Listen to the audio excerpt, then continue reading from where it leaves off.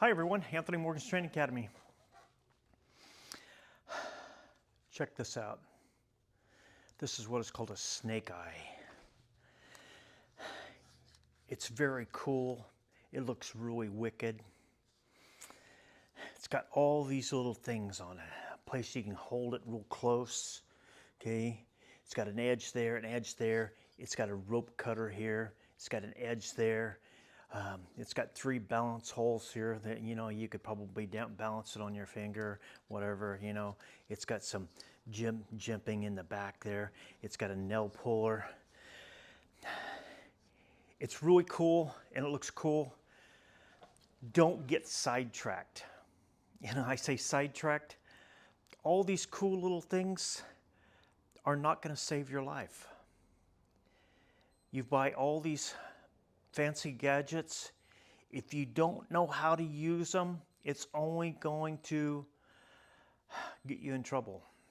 Now, when I say get you in trouble, get you sidetracked, don't get sidetracked. You're buying all these things like tasers and stun guns, pepper spray.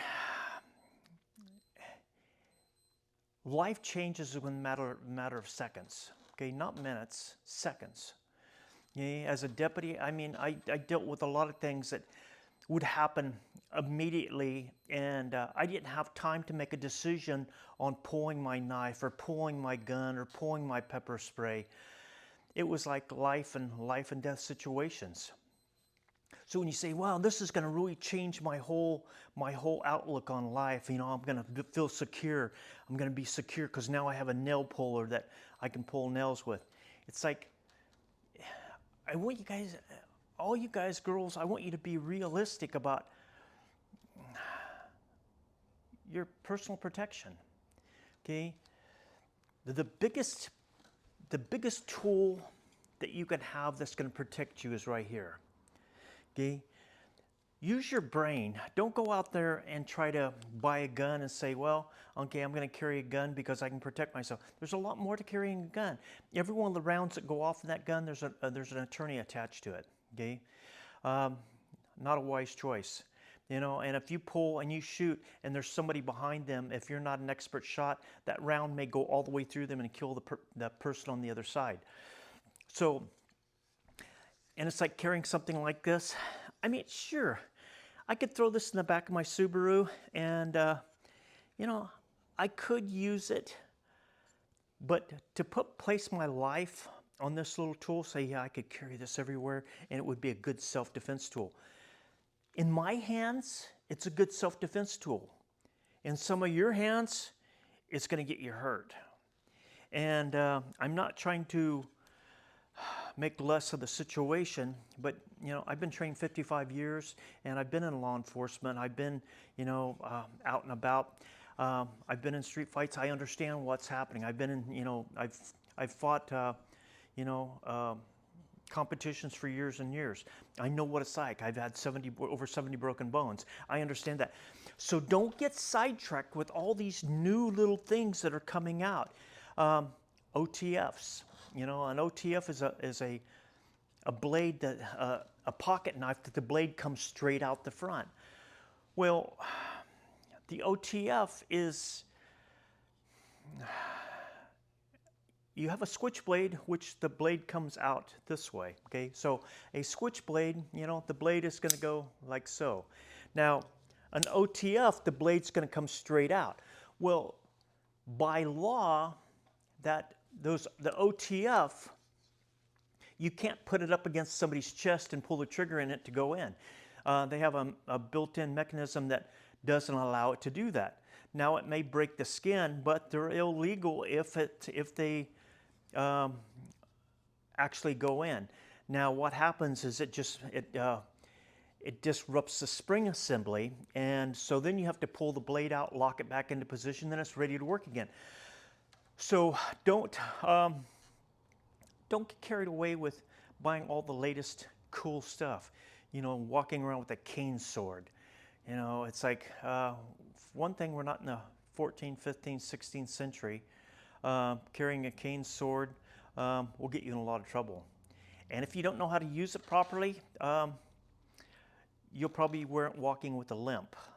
And so all the cool little things, I said, yeah, I got these new shoes that have blades coming out of the toe. It's great. Go, okay, great. Can you execute that? Okay. Are you good at kicking? Learn to do some things really, really well. And that's why I'm constantly telling you, learn to do things really, really well. An eye jab, it doesn't take, a rocket scientist to do that. Learning how to place a really good knee. Okay, learn how to do a headbutt. Most of those three things are going to give you an edge on every person out there. So don't get sidetracked on buying all the cool stuff. I have an AR-15, I have an AR-10, I have an AR-9. I have a fully automatic, Glock with a silencer on it. It's kind of like, what are you preparing for? Okay? And are you going to have time to get to it? Do you have the time to train with it? Okay? Just because you're carrying a gun doesn't mean you can hit what's coming at you. And so don't get caught up in all the cool little things. I mean, I love them. I love all the cool things. But when it comes down to my life, my brain's going to be the most important thing that I have to save me. How to get out of the situation, okay? If something's happening, situational awareness. When I go out the door, am I checking to see where I'm at? If somebody's walking towards me, I'm evaluating that person right off the get-go. So, and it's fine if you guys, if you want to collect the stuff, great. But don't get caught in the thing of, this is the perfect self-defense tool. Perfect self-defense tool is this. And, it's like I was briefing through some books that someone brought into me the other day, and they said it's, some of the best self-defense books. I don't want to say